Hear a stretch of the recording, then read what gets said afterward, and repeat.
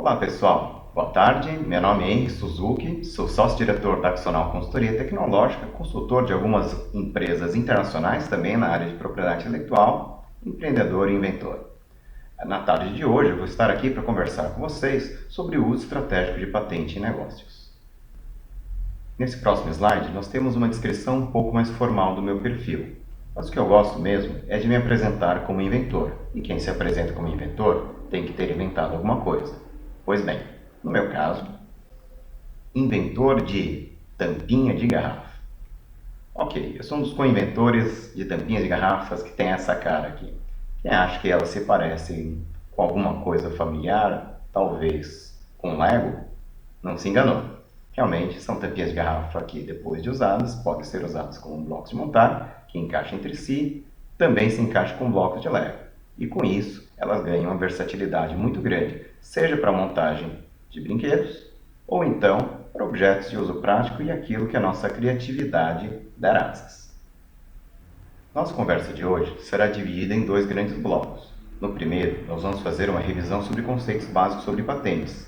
Em seguida, nós vamos falar sobre o uso estratégico, como nós ganhamos dinheiro, como nós não perdemos dinheiro com patentes.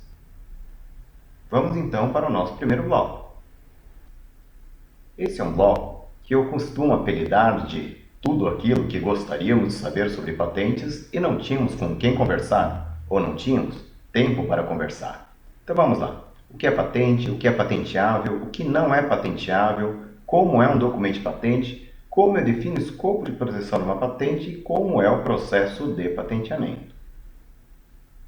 Pois bem, o que é patente? Existe uma definição que diz o seguinte: patente é um título de propriedade que confere ao seu titular, ao seu dono, o direito de impedir terceiros explorarem sua invenção em um determinado território por um limitado período de tempo em troca da descrição da invenção. Pois é, logo no início de uma palestra, ninguém merece engolir um conceito desse tamanho de uma vez só. Então, vamos comê-lo aos pedaços. Item número 1. Patente é um título de propriedade. É um título de propriedade previsto em lei aqui no Brasil e também regulado por diversos tratados internacionais. Nesse ponto, eu gosto de fazer alguns comentários. Primeiro comentário: a nossa lei de propriedade industrial, ela regula direitos e obrigações relativas a patentes, desenhos industriais, marcas, indicações geográficas e repressão à concorrência desleal. Em segundo lugar, nossa lei de propriedade industrial é de compreensão relativamente simples. Finalmente, cabe comentar que a lei brasileira de propriedade industrial tem um bom grau de harmonização com leis de outros países. Existe um bom grau de similaridade sobre vários dos itens que nós vamos ver aqui. Mas é importante tomar cuidado, porque da mesma forma que nós temos muitas similaridades, nós temos algumas diferenças que podem ser bastante marcantes, principalmente quando nós comparamos a lei brasileira com a lei norte-americana. Somente para ilustrar o que nós comentamos, a nossa Lei de Propriedade Industrial regula direitos e obrigações relativos à concessão de patentes de invenção e modelo de utilidade, concessão de registro de desenho industrial, concessão de registro de marca, repressão às falsas indicações geográficas e repressão à concorrência desleal. Aqui eu apenas gostaria de abrir parênteses para lembrar que patentes são apenas um dos itens no grande universo da propriedade intelectual. Ok, vamos ao próximo item. Patente é um título de propriedade que confere a seu titular, ao seu dono, o direito de impedir terceiros explorarem sua invenção. Aqui vale o comentário que o direito de titular impedir terceiros explorar sua invenção é bem diferente do direito que ele próprio tem de explorar a sua própria invenção. Para deixar mais claro esse conceito, vamos aqui à nossa lei. Artigo 42. A patente confere ao seu titular, ao seu dono, o direito de impedir terceiro, sem o seu consentimento, de produzir, usar, colocar à venda, vender ou importar com esses propósitos, produto objeto de patente, processo ou produto obtido diretamente por processo patenteado. Pode ser que isso tudo ainda não tenha ficado claro para todos, então vamos usar um exemplo didático. Vamos lá, estamos no ano de 2015, vamos fazer de conta que não exista nada para se sentar. Aí foi uma pessoa super criativa, super humilde, aliás eu diria talvez a pessoa mais humilde do mundo, um tal de Henry Suzuki, ele vem e inventa a cadeira. E ainda por cima, vai lá e deposita uma patente, tem uma patente concedida que diz o seguinte: dispositivo para sentar caracterizado por conter 4 pés, um assento e um encosto. Aí o amigo do Henry, um tal de Zé, olha para aquela cadeira e fala: pô, interessante essa cadeira, hein? Mas essa cadeira do Suzuki aí, ela é ruim, ela é pesadona, faz barulho quando arrasta no chão. Aí o Zé faz o quê? O Zé inventa a cadeira com rodinhas debaixo de cada pé. E ele vai e deposita e tem concedida uma patente que diz o seguinte: dispositivo para sentar contendo pelo menos um pé e um assento, caracterizado por conter pelo menos uma rodinha de gasto de cada pé. Bom, aí o Zé vai para o mercado, vai querer vender a cadeira dele com rodinha. E aí o que acontece? Aí o Henry Suzuki chega e fala: ô Zé, essa sua cadeira aí com rodinha, ela tem 4 pés? Tem. Tem um assento? Tem. Tem um encosto? Tem. Então, fora o meu mercado. Mas Henry, você não está entendendo. Eu tenho uma patente aqui sobre a minha cadeira com rodinha. Zé, você pode até ter sua patente, só que a sua patente serve para você impedir terceiros, ela não é garantia que você possa explorar a sua invenção. Bom, aí eu, Henry Suzuki, inventor da cadeira, também olho para aquela cadeira com rodinha do Zé e falo: interessante essa cadeira com rodinha aí. Aí eu inventei a cadeira, eu vou colocar a cadeira com rodinha no mercado também. E aí o Zé fala: ops, aí pode parar. Você pode ter inventado a cadeira. Agora, a cadeira com rodinha, aí eu tenho o direito de te impedir de você colocar no mercado também. Interessante.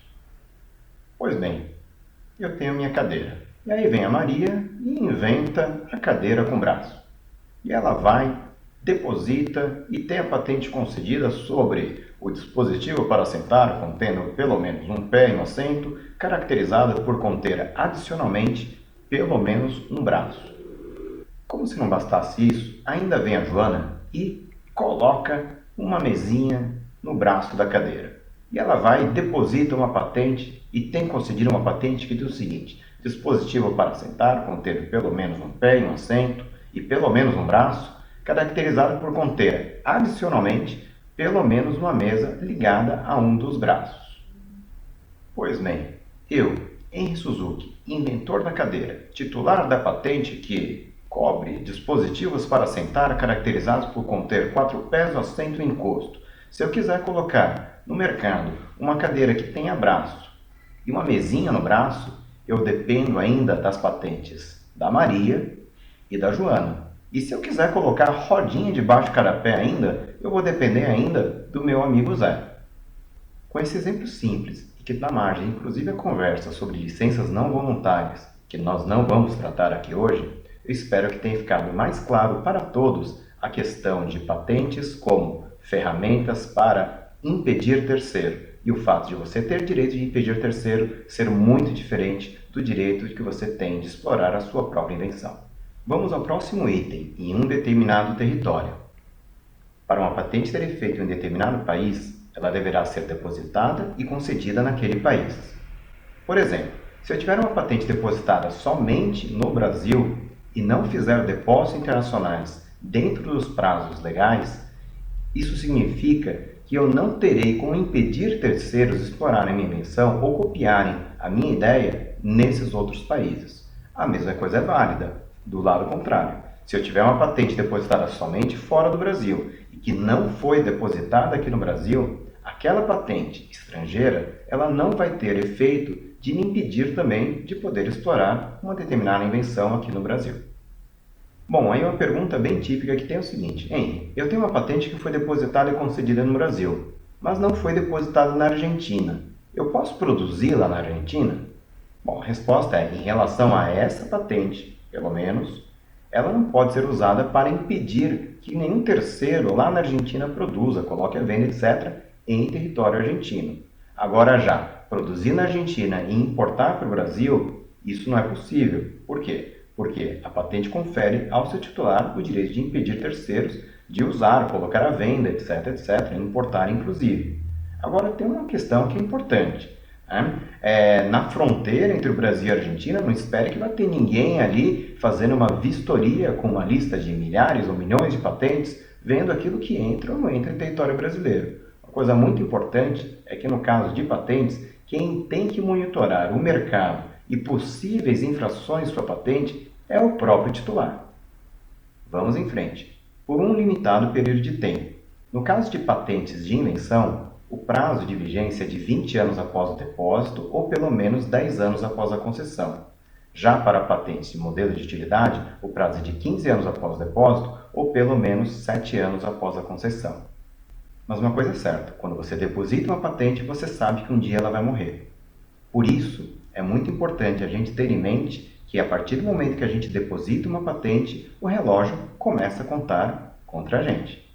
Para ilustrar de forma um pouco mais clara aquilo que nós comentamos, aqui nós temos o artigo 40 na nossa Lei de Propriedade Industrial, que diz o seguinte: a patente de invenção vigorará pelo prazo de 20 anos e a de modelo de utilidade pelo prazo de 15 anos contados da data de depósito. Parágrafo único. O prazo de vigência não será inferior a 10 anos para a patente de invenção e a 7 anos para a patente de modelo de utilidade, a contar da data de concessão, ressalvada a hipótese do INPI estar impedido de proceder ao exame de mérito do pedido por pendência judicial comprovada ou por motivo de força maior. Vamos ao último item, em troca da descrição da invenção. Aqui eu gostaria de ressaltar 2 pontos. Primeiro, que o escopo de proteção de uma patente depende da descrição da invenção. Em segundo lugar, que em determinados casos a manutenção do segredo industrial pode ser mais adequada. Em relação ao primeiro ponto, vale comentar que algumas pessoas dizem o seguinte: a patente não conta o pulo do gato. Bom, a grande realidade é a seguinte: a patente que não conta o pulo do gato não protege o pulo do gato. Então, se o gato começar a saltar no quintal da sua concorrência, não tem nada que o titular da patente mal descrita possa fazer contra o gato saltitante. Bom, para ilustrar aqui o nosso ponto número 1, nós temos o artigo 24 da nossa Lei de Propriedade Industrial, que diz o seguinte: o relatório deverá descrever clara e suficientemente o objeto da patente, de modo a possibilitar sua realização por um técnico no assunto e indicar, quando for o caso, a melhor forma de execução. E depois nós temos aqui o artigo 25, que diz que as reivindicações deverão ser fundamentadas no relatório descritivo, caracterizando as particularidades do pedido e definindo, de modo claro e preciso, a matéria e objeto da proteção. Bom, vamos agora ao segundo ponto, que é a questão do segredo industrial em relação a patentes. Para falar sobre segredo industrial, eu gosto de usar como exemplo um dos segredos industriais provavelmente mais famosos, de todos os tempos, que é a fórmula da Coca-Cola. Pois é, mas vamos lá então. Imagina o seguinte: estamos no ano de 2015, não temos nenhum refrigerante, nada parecido no mercado. Uma pessoa super criativa, super humilde também, um tal de Henry Suzuki, vai, inventa e patenteia a Henricola. Como assim a Henricola? Bebida carbonatada caracterizada por conter um extrato de planta, um agente adoçante e água carbonatada. E aí vem o amigo do Henry, o Zé. Lembraram do Zé? O Zé lá das rodinhas? Então, pois é, o Zé chega e fala: é interessante essa tal de Henricola. E aí o Zé vai e vai lançar a Zé Cola, certo? E aí o Zé vai colocar a Zé Cola dele no mercado e eu falo: ô Zé, essa sua Zé Cola aí tem extrato de noz de cola? Tem. Tem adoçante? Tem. Tem água carbonatada? Tem. Fora do meu mercado. Mas como assim? Eu tenho a patente da Henricola aqui, então você está fora do meu mercado. Legal, aí o Zé ainda vai e insiste, eu vou fazer a Zé Laranja aqui o negócio. Então com que é a Zé Laranja? Suco de laranja e água carbonatada. E aí o Zé vai pro mercado e fala: ô Zé, essa sua Zé Laranja aí, ela tem extrato de planta? Tem. Tem suco de laranja. Tem água carbonatada? Tem. Tem agente adoçante? Eu não coloco açúcar. Não precisa colocar açúcar, Zé. No suco de laranja já tem naturalmente agente adoçante. Fora do meu mercado. Certo? Legal. 20 anos depois, vai o Zé e fala: Finalmente, agora, 20 anos depois, eu vou colocar a Zé Cola no mercado, que é uma cópia idêntica a Henri Cola. Aí eu falo, Zé, você não vai colocar a cópia idêntica da Henri Cola no mercado, não. Como assim, Suzuki, eu não vou colocar a cópia idêntica da Henri Cola no mercado? Zé, pelo seguinte, o xarope da Henri Cola, ele é segredo industrial, só eu sei fazer. No dia que você colocar a Zé Cola e que tem a fórmula idêntica da Henri Cola, só tem um jeito de você ter feito isso, e é ter feito espionagem industrial.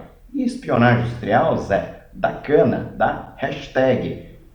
Aí o Zé chega e fala, pô, mas como assim? Como que você então conseguiu patentear a Henri Cola sem escrever Henri Cola? Zé, vamos voltar 20 anos do tempo lá para o ano de 2015. Legal, voltamos para o ano de 2015. Não existia nenhuma bebida carbonatada que tinha um extrato de planta e um agente adoçante, certo? Certo. Vamos olhar para os exemplos experimentais. Exemplos experimentais da patente lá do Henry. O que ele colocou? Ele colocou no exemplo experimental suco de limão, água carbonatada e açúcar. Ele citou lá o extrato de noz de cola como possíveis extratos de plantas, pode ser plantas comestíveis, medicinais, isso, aquilo, etc. E por acaso está a falar o extrato de noz de cola. Mas como é produzido o extrato da Henri Cola, o xarope Henri Cola, isso é segredo. Legal, pessoal. Com esse exemplo bem humorado da Henri Cola, espero que tenha ficado um pouco mais claro para todos essa história de patente, segredo industrial, aliás, publicação científica. Depositei minha patente lá da bebida carbonatada com agente adoçante, extrato de planta, coisa do gênero. No dia seguinte, eu já posso fazer propaganda daquele negócio. Né? Outra coisa que eu posso fazer também é fazer um artigo científico como o efeito da carbonatação de bebidas, por exemplo, no aumento da aderência de pacientes pediátricos a tratamento, coisa do gênero. Ok? Então, patentes, publicações científicas, publicações comerciais, segredo industrial podem e devem conviver harmonicamente. É uma questão de estratégia, de saber o tempo certo e aquilo que a gente coloca numa patente, aquilo que a gente mantém em segredo e assim por diante. Legal, pessoal. Então, fechando aqui o nosso primeiro bloco, vamos fazer uma releitura do nosso conceito. Vamos lá. Então, patente é um título de propriedade previsto em lei que confere a seu titular, ao seu dono, o direito de impedir terceiros de explorar essa invenção. Lembrando que o direito de impedir terceiros é bem diferente do direito de exploração. Em um determinado território, uma patente, por exemplo, para uma patente ter efeito aqui no Brasil, ela tem que ter sido depositada e vir a ser concedida aqui no Brasil. Por um limitado período de tempo, prazo de vigência, 20 anos a partir da data de depósito do Brasil ou pelo menos 10 anos a partir da data de concessão, isso para patente de invenção, para modelo de utilidade, 15 anos a partir da data de depósito ou pelo menos 7 anos após a concessão. E por último, a questão do em troca da descrição da invenção.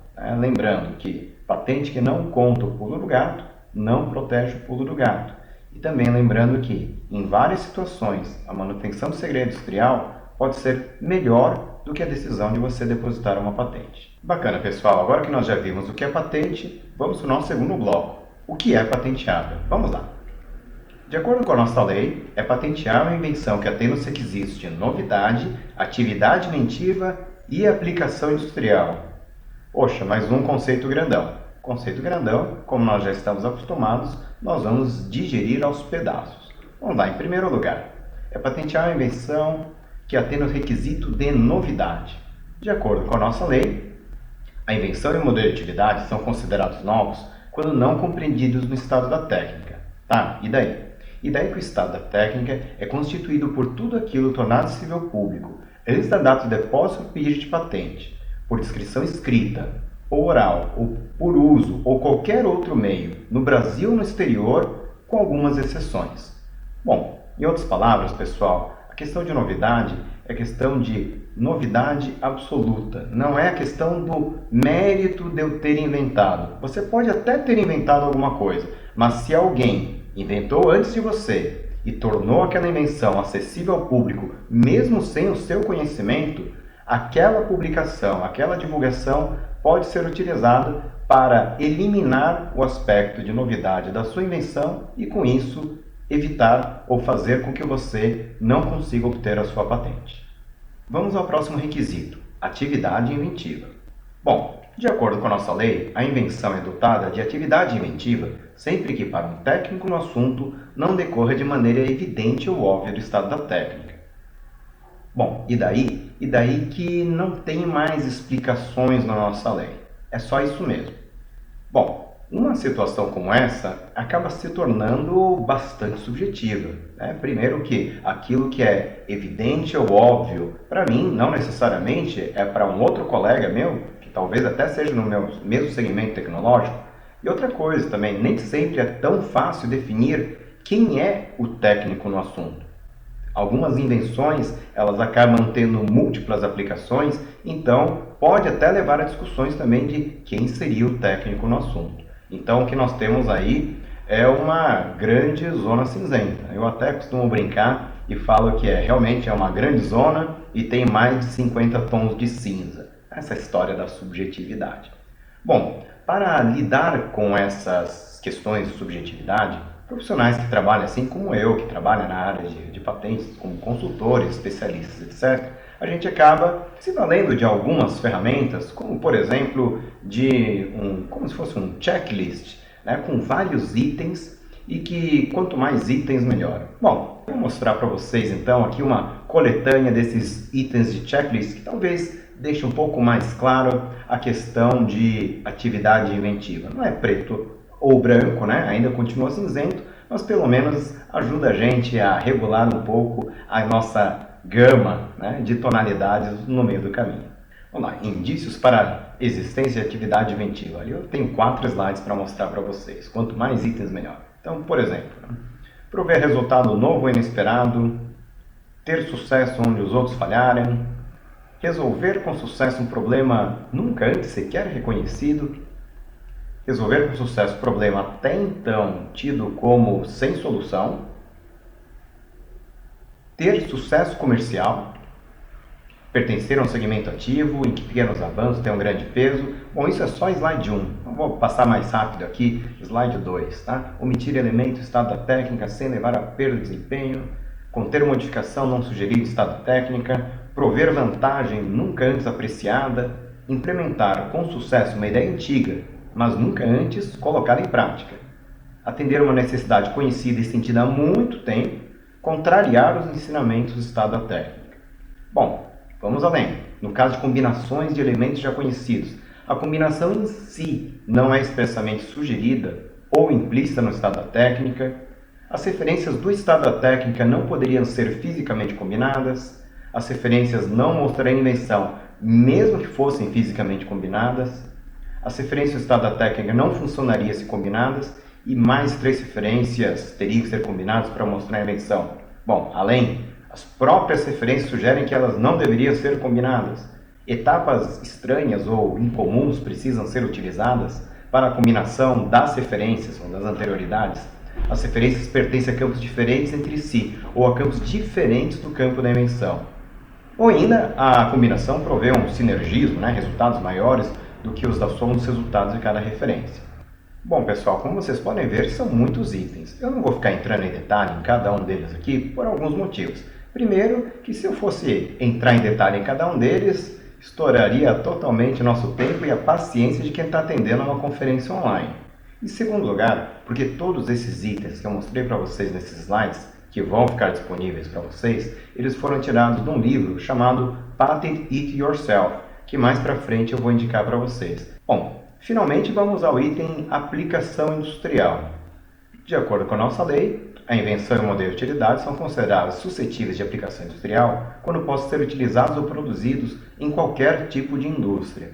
Aqui um comentário que eu gostaria de fazer é só para ressaltar essa história de qualquer tipo de indústria, não necessariamente uma indústria mecanizada. Então não é porque você dá um nó na fase final ali de confecção da sua bola manualmente que aquilo não é patenteável. Então você dá uma bola caracterizada por conter um nó, que o laço é assim, vai por cima, por baixo, pelo lado, etc, etc, é enfiado para dentro depois dentro da bola. Okay? Então não há necessidade de ser indústria mecanizada, qualquer tipo de indústria. Essa ressalva é só para diferenciar aquilo que depende de talento pessoal, subjetividade, dom artístico, coisa do gênero, em comparação com aquilo que é um item industrializável ou passível de industrialização. Legal. Seguindo adiante com a nossa conversa, vamos agora para o que não é patenteável.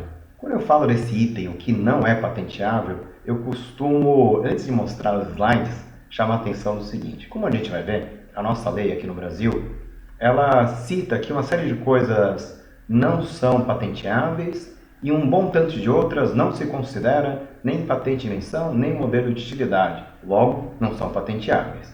Algumas ressalvas, né? Tem uma série de itens na nossa lei que são ditos que em si não são patenteáveis, como tal não são patenteáveis, mas que na prática a gente consegue ter proteção.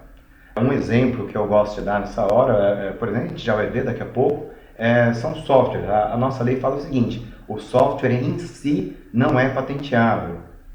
Então se você for lá e depositar uma patente com reivindicação falando software caracterizado por A, B, C, D, E, F, G, a sua patente vai ser indeferida. Aquelas reivindicações vão ser recusadas, porque estão contrariando a lei. Agora a grande questão é, o que é um software se não for um hardware para rodar? Então, se a sua invenção, se o seu software confere uma funcionalidade ao hardware que é nova, tem atividade inventiva e aplicação industrial, o software em si não é patenteável, mas o hardware ele passa a ser patenteável. Ou não é que passa a ser, ele é patenteável. A segunda ressalva que eu faço nesse ponto é que aqui no Brasil uma série de coisas não são patenteáveis, mas o grande mercado global de tecnologia ainda são os Estados Unidos hoje. Então, perto de 50% do mercado de muitas áreas tecnológicas tem os Estados Unidos como o maior mercado hoje. E lá nos Estados Unidos tem uma máxima, né, que o pessoal fala o que é patenteável lá. Né? Então ele fala everything under the sun, qualquer coisa debaixo do sol. Então é aquela história, não precisa nem fazer sombra, está debaixo do sol, patenteia. Na lei americana também tem algumas exceções, mas o fato é que muitas restrições que nós temos aqui no Brasil não existem lá nos Estados Unidos. Então, próxima vez que alguém falar para você, isso não é patenteável, toma só cuidado, né? 2 motivos. Primeiro, para saber se aquilo não é patenteável no mundo todo ou não é patenteável só no Brasil.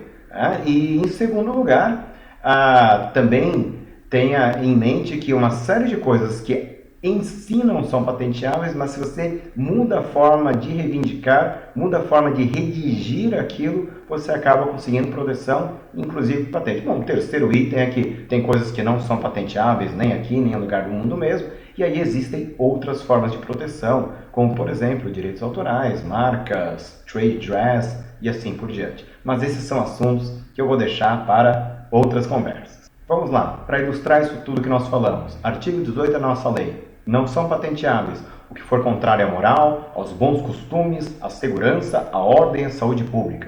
Substâncias, matérias, misturas, elementos ou produtos de qualquer espécie, bem como modificações de propriedades físico-químicas, quando resultantes de transformação do núcleo atômico. Todo ou parte de seres vivos, com algumas exceções, e aí vai. Eu costumo brincar quando eu apresento esse slide aqui, que o que for contrário à moral, aos bons costumes, à segurança, à ordem e à saúde pública, tem uma série de artigos de sex shop que não deveria ser patenteável. E eu até falo que não é nenhuma questão tanto de moral, bons costumes, eu acho que está mais para uma questão de saúde pública, né? Tem umas coisas lá que devem fazer mal para a saúde, não é possível, né? Mas vamos lá. Outro artigo, artigo 10. Não se considera invenção nem modelo de utilidade, descoberta, teoria científica, método matemático, concepções puramente abstratas. Deixa eu pular alguns itens aqui, vamos lá. Aqui, inciso 5º.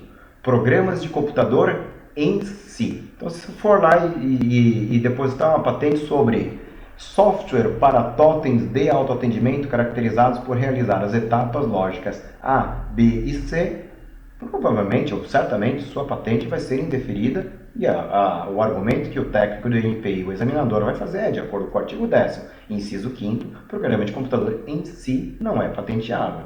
Ok, mas por que ao invés de depositar uma patente sobre programa de computador para totem de autoatendimento, você não deposita uma patente sobre totem de autoatendimento caracterizado por realizar as etapas lógicas A, B e C? O totem de autoatendimento é um totem, é um hardware, ele não é um programa de computador em si. Bacana, pessoal. Vamos agora então ao nosso próximo item, como é um documento de patente. Bom, imagino eu que muitas pessoas que estão assistindo esse vídeo aqui talvez nunca tenham visto uma patente concedida, ou uma patente concedida nos Estados Unidos. Então vamos lá, pessoal. Finalmente, para quem nunca viu uma patente concedida, no nosso próximo slide, anota até a hora aí no relógio, então no nosso próximo slide vocês finalmente ainda não verão o documento de patente. Por quê? Porque antes de mostrar para vocês o documento de patente concedido, eu queria fazer um pequeno comentário que publicações de patentes têm uma estrutura padronizada, inclusive harmonizada no mundo todo, e que toda patente, seja no Brasil, na China, no Japão, nos Estados Unidos, sempre tem lá o campo titular, o dono da patente, inventor, quem inventou, classificação, um pouco antes do documento ser publicado, um examinador, um técnico do INPI ou dos INPIs, lê, analisa e classifica aquela invenção daquela patente num determinado segmento tecnológico. Prioridade, a gente vai ver, é o número do primeiro depósito que dá origem à série de outros depósitos de patentes. Anterioridades, aquilo que vem antes da patente, ela cita uma série de anterioridades, seja artigo, patentes, outras invenções anteriores, coisas do gênero. Resumo, relatório descritivo, onde você descreve sua invenção. Reivindicações, que como nós já vimos, vamos ver, né, são o coração da patente. É ali que a gente define aquilo que a gente quer e vai obter proteção futuramente. Eventualmente pode ter desenhos também, indicação de depósito de material biológico e assim por diante. Bom, agora sim, finalmente, para quem nunca viu uma patente concedida, no próximo slide, aqui temos uma patente concedida nos Estados Unidos, sobre, um canivete suíço com a memória USB? Como assim? Bom, como assim? Então vamos lá. Aqui do lado direito superior nós temos o número da patente concedida, o S7146667B2. Do lado esquerdo, logo abaixo ali do West Patent, tem lá o nome do inventor, o sobrenome do inventor. Temos ali o título, Pocket Tool, e aí tem, né? Classificação de patentes, resumo, citações, etc. Uma imagem representativa. Vamos lá, próxima página. Bom, para quem fala que patente não conta nada, patente esconde o pulo do gato, temos ali o canivete visto em várias perspectivas. Aí ele mostra a trava, mostra que a trava tem ali um detalhezinho, então presta atenção nessa história da trava, o detalhezinho, daqui a pouco eu vou voltar nisso. Fala que pode ser, além do canivete suíço, pode ser também o cartão suíço, então fala de uma possível variação. Fala que pode ter, por exemplo, MP3, celular, coisa do gênero. Aliás, o canivete suíço com celular, eu até apelidei ele de versão Van Gogh do canivete suíço, né? Alô? Aí já decepa a sua orelha, né? Bom, brincadeiras à parte aqui, pessoal. Segue adiante, então fala de variações possíveis, né? Aprimoramentos ali do seu canivete com memória USB, e aí vai.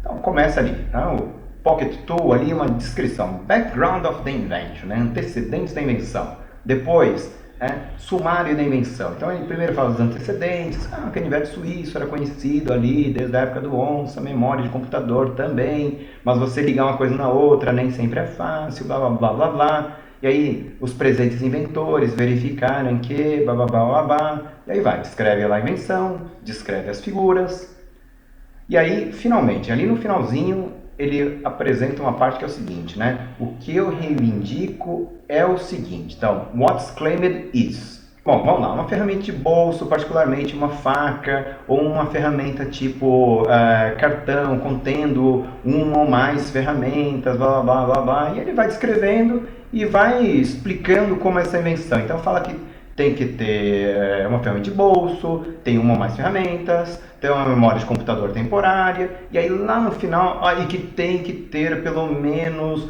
um dispositivo de trava, que tem um detalhezinho assim, assado por diante, né? Então o que acontece, pessoal? Na verdade, quando você olha para a patente, você fica com aquela impressão, os caras têm a patente do canivete suíço com memória USB. E aí quando você vê essa indicação, você fala, opa, não é bem assim. Então não é porque é canivete suíço e que tem memória USB que está coberto dessa patente. Tem que ter todos os elementos caracterizantes. Então tem que ter lá o sistema de trava, tem que ter lá o tal do detalhezinho e assim por diante.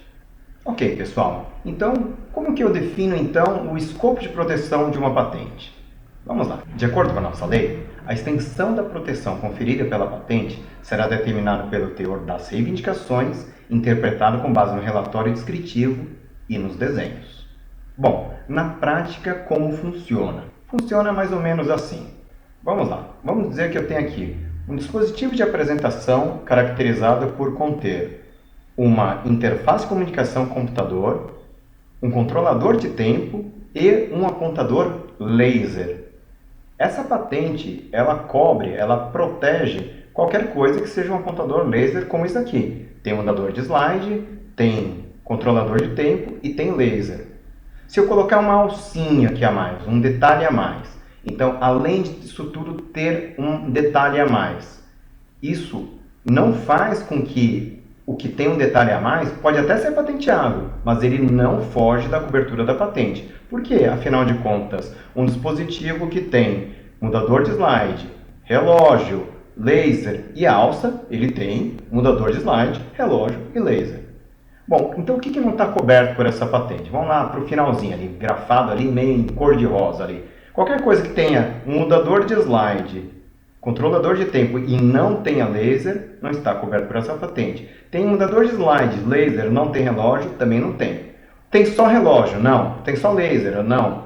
Tá? Então, é assim, se você está contido no conjunto coberto ou definido pelos elementos caracterizantes da patente, está coberto. Se você não está contido, você não está coberto.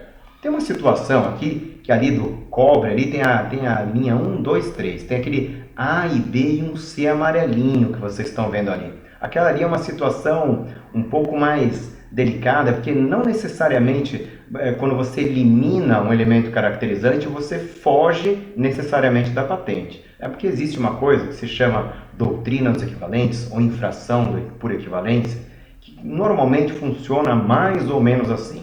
Quando você tem a substituição de um elemento caracterizante reivindicado por uma patente por alguma coisa que tem a mesma forma, o mesmo efeito e a mesma função, dependendo de como estava também o estado da técnica antes, mesmo que não seja exatamente aquilo que você redigiu na sua patente, pode ser que futuramente alguém interprete que também merecia ter uma proteção, vamos dizer, além daquilo que estava literalmente escrito. Então eu vou dar um exemplo para vocês. No nosso caso, do nosso apontador, a gente tinha assim, um apontador, um dispositivo de apresentação, a gente tinha uma interface de comunicação computador, um controlador de tempo e laser. Aí meu amigo Zé, lembra do Zé? Aí o Zé chega e fala, rapaz, ó, esse negócio tem Suzuki aqui é muito interessante, hein? Só que laser dá trabalho, custa caro, e aí o Zé faz uma outra coisa, né? Ele, ao invés de usar laser, porque ele fala, não, laser é feixe de luz, sincronizado, impulso, blá blá blá blá. Não, tecnicamente laser é uma coisa bem definida. E aí o Zé vai lá, coloca um LED, umas lentes, uns espelhinhos ali, e ele faz o apontador dele, que ele fala, ó, o meu não é laser não, o meu é lanterna, lanterna com lente. Lanterna com lente não é laser, tá? Legal. Aí o que acontece? Para eu tentar garantir a minha proteção e tentar manter o Zé fora do meu mercado, eu vou ter que convencer um juiz no dia de amanhã o seguinte, né? Que o fato dele ter tirado o laser e ter colocado uma lanterna com espelho e blá blá, o efeito é praticamente o mesmo, né? Então fala, poxa, os dois têm a mesma forma, os dois são luminosos, os dois têm o mesmo efeito, que é fazer um anteparo reflexivo refletir a luz. E os dois têm a mesma função, que é apontar. Tá? Então, o que acontece? Né? Pode ser que eu consiga convencer lá um juiz no dia de amanhã que isso daí realmente, embora não seja laser, a lanterna lá do Zé está contida também no escopo de proteção na minha patente. Agora, cá entre nós, né, pessoal? Depender de alguém no dia de amanhã decidir se está ou não dentro do escopo na patente é muito, no mínimo, arriscado, não é isso? Então, por isso que comumente quando a gente vai redigir uma patente, a gente não escreve assim, laser. Escreve um apontador luminoso. Ou então, um apontador baseado em radiação eletromagnética, Como, por exemplo, eu tenho ali um apontador infravermelho e uma tela sensível a calor. Então, bate lá o infravermelho, a tela brilha. Ou então, ultravioleta, é invisível, mas quando bate na tela, a tela fluoresce. Ou então, laser, lanterna e tudo isso, assim por diante. Então, a gente, quando redige uma patente, a gente procura ser o mais abrangente possível. Outra coisa também que deve ter ficado claro para vocês é que quanto mais elementos caracterizantes necessários eu coloco na minha patente, pior. Voltando lá para o nosso exemplo da cadeira. Lembra, né, que o Henry Suzuki tinha desenvolvido, inventado e patenteado o dispositivo para sentar contendo 4 pés, o assento e o encosto. E aí quando o Zé quis colocar a cadeira com roda no mercado, o Suzuki foi lá e impediu o Zé de comercializar a cadeira. Pois é, então o Zé vem, assiste essa palestra nossa e fala, agora eu estou entendendo como é o negócio. 4 pés, assento e encosto, está na patente do Suzuki. Eu não preciso de 4 pés, eu preciso só de 3 pés. E aí o Zé coloca a cadeira dele com rodinhas que tem lá. 3 pés, assento e encosto, rodinha. Aliás, mesmo que não tenha rodinha, ele pode colocar no mercado. Lembrando que a patente dele com rodinha só serve para ele impedir terceiros. Ele não precisa de patente para colocar o produto dele no mercado. Aí vem a minha amiga lá, a Joana, que tinha feito lá a mesinha, coisa do gênero, ela chega e fala, interessante, eu quero comercializar alguma coisa que tenha 4 pés, assento, mas eu não preciso de encosto, eu vou comercializar as banquetas da Joana, certo? E aí a Joana vai lá e coloca a banqueta.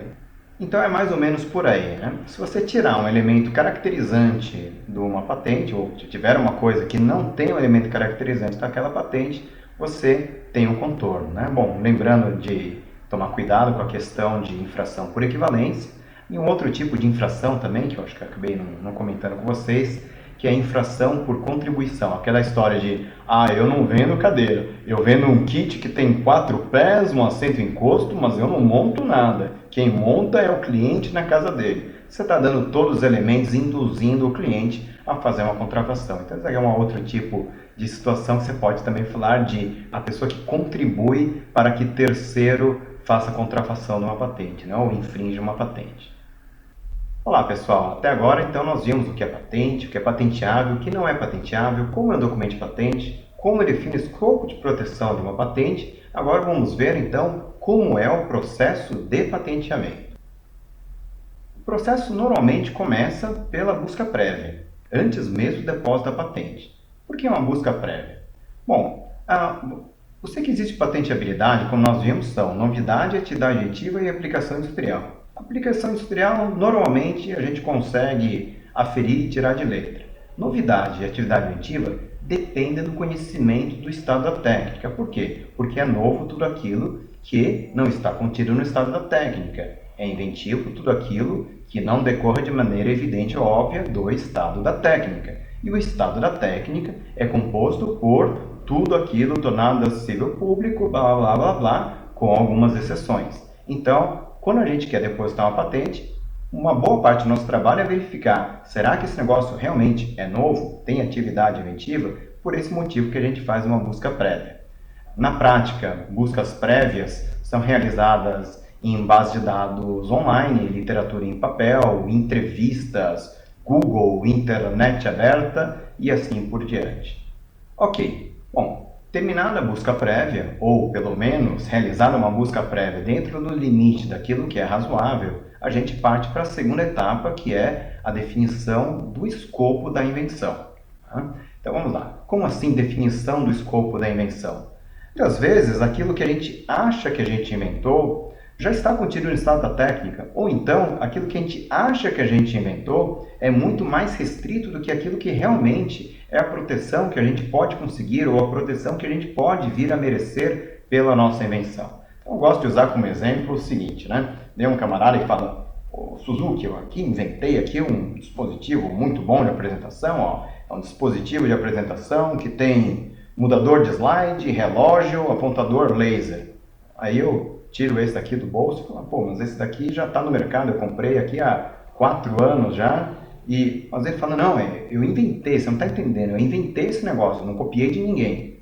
Aí eu falo, não é a questão do mérito da invenção. O fato é que se alguém já criou isso antes, você não tem novidade. Você pode até depositar a patente, mas muito provavelmente sua patente vai ser indeferida.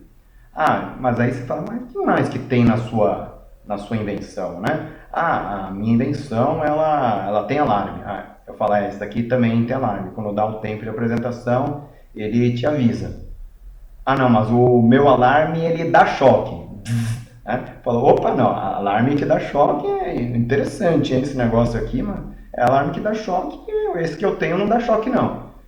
Então aquilo, né, que o seu colega achava que era um dispositivo de apresentação, que tinha lá mudador de slide, relógio, apontador laser e relógio, ele acaba sendo restrito, né? Então tem tudo isso caracterizado por dar choque. E ele fala, não, inclusive o choque ele pode ser proporcional ao tempo. Então, normalmente, quando você redige a reivindicação, você redige essa principal e depois faz uma dependente. Então, dispositivo de acordo com a reivindicação 1, caracterizado por o choque ser proporcional ao tempo, por exemplo. Ok?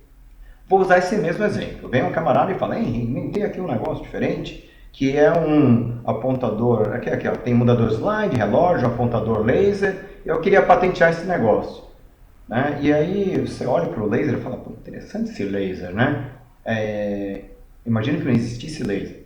De onde que você tirou esse laser? Eu inventei também, né? É bom, dá para brincar com gato, colocar na cara do jogador de futebol, etc. Você fala, não, para, você inventou laser, você não inventou um apontadorzinho de fazer apresentação para dar aula. Você inventou uma coisa que pode revolucionar as telecomunicações. Então aquilo que muitas vezes o inventor achava que era um apontador para, sei lá, para dar aula, pode ter uma aplicação muito mais abrangente. Então, se você colocar laser com relógio disso daquilo, basta tirar um dos elementos para que você contorne a patente. Agora, se você tiver um dispositivo contendo um apontador laser e descrever como funciona esse seu laser, você tem uma proteção muito mais abrangente do que a gente poderia imaginar. Ok? Bacana, pessoal. Mas vamos lá. Vamos pegar o nosso primeiro caso, o caso lá do apontador que dava choque. Então, a gente vai lá e redigiu a patente. E aí a gente vai depositar aqui, ó, no tempo zero, nós vamos depositar em um primeiro país. Não que nós brasileiros sejamos obrigados a depositar primeiro no Brasil, mas por uma questão até de facilidade de língua, pelo fato de que o NPI aceita que o próprio inventor deposite sua patente sem ter um intermediário, né, ou um procurador necessariamente para atuar em seu nome no NPI. Então vamos falar o seguinte, gente, é muito comum que tanto inventores independentes como empresas brasileiras acabam depositando em primeiro lugar aqui no Brasil. Não que seja obrigado, você pode depositar, por exemplo, primeiro nos Estados Unidos. Ok, mas aí vocês vão se lembrar, mas Henry, para a minha patente ter alguma expectativa de proteção fora do Brasil, não tem que depositar também em outros países? Bom, o fato é que tem. E como é que eu faço? Eu tenho que sair correndo então para depositar minha patente em outros países? Na verdade, não. Por conta de alguns tratados internacionais, você pode adiar a sua entrada em fase nacional por 12 ou 30 meses. No caso de 12 meses, nós temos a Convenção União de Paris. No caso de 30 meses, temos um outro tratado que se chama PCT, Tratado de Cooperação em Patentes. Se você depositar um pedido PCT no mês número 12, você pode ganhar mais 18 meses para entrar em fase nacional. E o que é entrar em fase nacional? Entrar em fase nacional, para você fazer entrar em fase nacional, você precisa traduzir o seu pedido de patente para a língua da autoridade que você queira tramitar, né, do país que você queira tramitar a sua patente. Você tem que pagar as taxas e você tem que ter um procurador para o depósito. No mês de número 18, nós temos a publicação dos pedidos até então depositados, como, por exemplo, o seu pedido brasileiro original, o PCT que você depositou ali no mês número 12, você tem, então, a publicação, que se tornam públicos. E aí entra numa fase que nós apelidamos, ou podemos apelidar de fase Big Brother do processo de patente. Como assim Big Brother? É que tudo o que aconteceu com o seu pedido de patente do tempo 0 até o tempo 18 e tudo que acontecer com ele a partir de então, todas as informações, as comunicações com o INPI, etc., elas são públicas, né? Então qualquer um pode ter acesso ao seu processo de patente muito antes dele ser concedido. Bom, ali entre o mês 20 e o 36, você tem que pagar a taxa e protocolar um pedido de exame técnico pelo INPI. E aí o que vai acontecer? No dia seguinte, o INPI vai analisar a sua patente? Não, na verdade sua patente vai continuar numa fila E somente ali por volta do ano 4, 5, no mês 50, 60 após o seu depósito original, é que o examinador finalmente vai poder pegar o seu pedido para iniciar o início do exame técnico. No exame técnico, o examinador IPI vai avaliar se o seu pedido de patente ele atende os requisitos de patenteabilidade. Vai verificar se tem suficiência descritiva, se pagou as taxas, se está ali em dia com o carnê do baú, cumpriu com o requisito formal, e também vai verificar se a sua invenção cumpre com os requisitos de patenteabilidade, que, como nós já vimos, são novidade, atividade inventiva e aplicação industrial. Não agora no tempo 50, 60, mas lá atrás, no tempo zero, lá na data do seu pedido de patente. E aí o examinador vai fazer algo como: ô, seu Enzo Suzuki, fizemos aqui um levantamento de informações e verificamos que na província de Sichuan, 5 anos antes de você depositar sua patente, alunos da escola secundária ganharam um prêmio de inovação lá entre os amiguinhos, porque eles desenvolveram um dispositivo de apresentação que tinha mudador de slide, relógio, tinha laser e que dava choque. Logo, sua reivindicação 1 não tem novidade. E aí que você chega e fala: poxa, mas espera aí, eu nem falo chinês, eu nem sabia que esses carinhas lá na China tinham inventado esse negócio antes. Suzuki, não é uma questão de mérito. Ninguém está falando que você não inventou, mas o fato é que inventaram e divulgaram isso antes da data do seu pedido de patente. Logo, sua reivindicação 1 não tem novidade. E aí, o que acontece? Perco minha patente? Não, na verdade, como vocês estão lembrados, a gente tinha lá reivindicação 1, dispositivo que dava choque. A reivindicação número 2 era dispositivo de acordo com a reivindicação 1, caracterizado por o choque ser proporcional ao tempo. Aí você chega e fala: ah, não, peraí.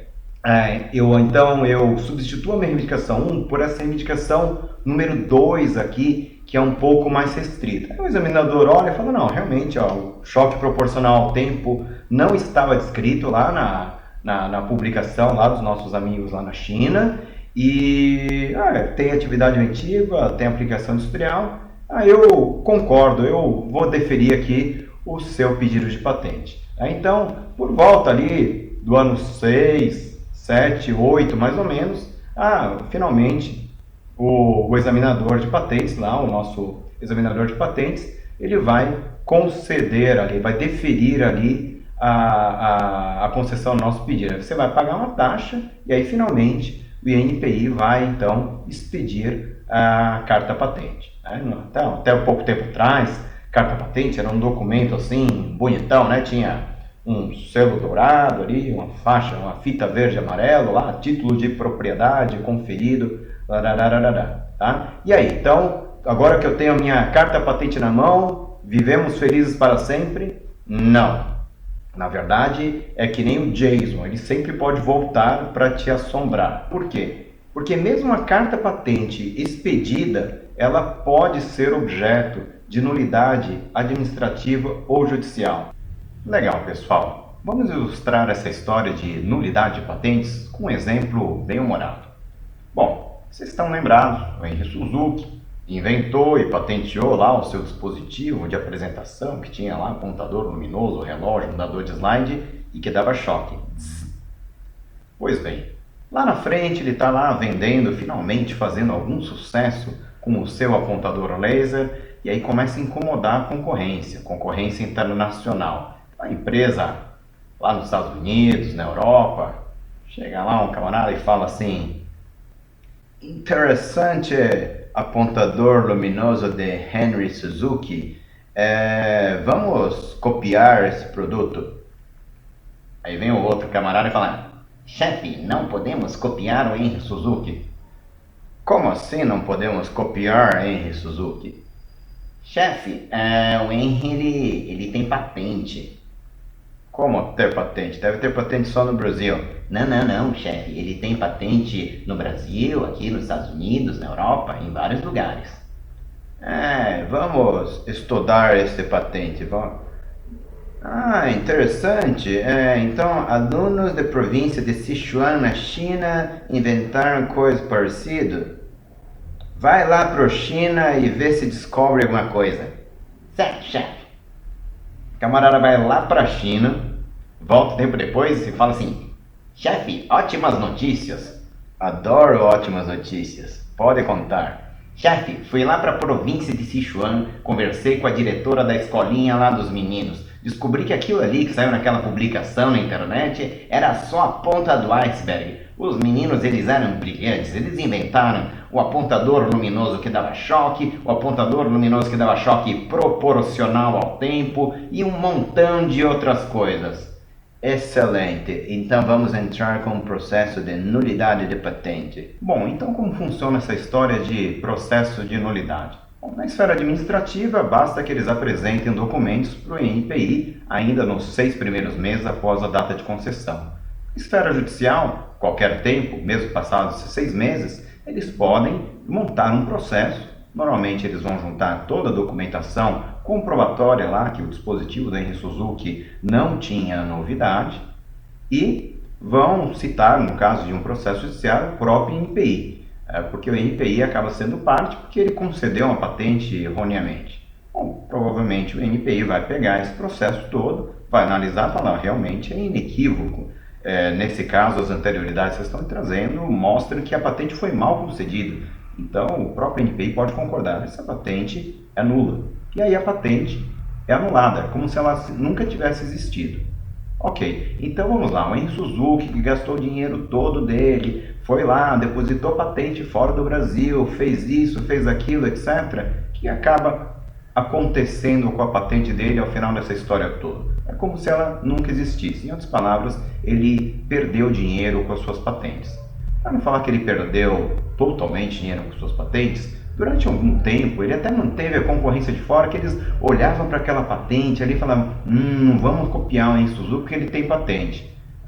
Agora, num caso como esse, que as empresas realmente decidiram ir para cima do mercado, elas fizeram o processo de nulidade e acabaram com o direito de propriedade que o Henry Suzuki tinha de impedir terceiros. Ok, pessoal, com esse último exemplo, nós encerramos o primeiro bloco da nossa conversa sobre conceitos básicos sobre patentes. Nós vimos o que são patentes, o que é patenteável, o que não é patenteável, como é um documento de patente, como nós definimos o escopo de proteção de uma patente e, por último, como é o processo de patenteamento.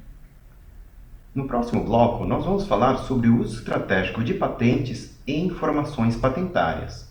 Nós já estamos aqui com quase 1 hora de conversa. Hora boa para a gente fazer uma parada, quem sabe tomar uma água com Clever Caps.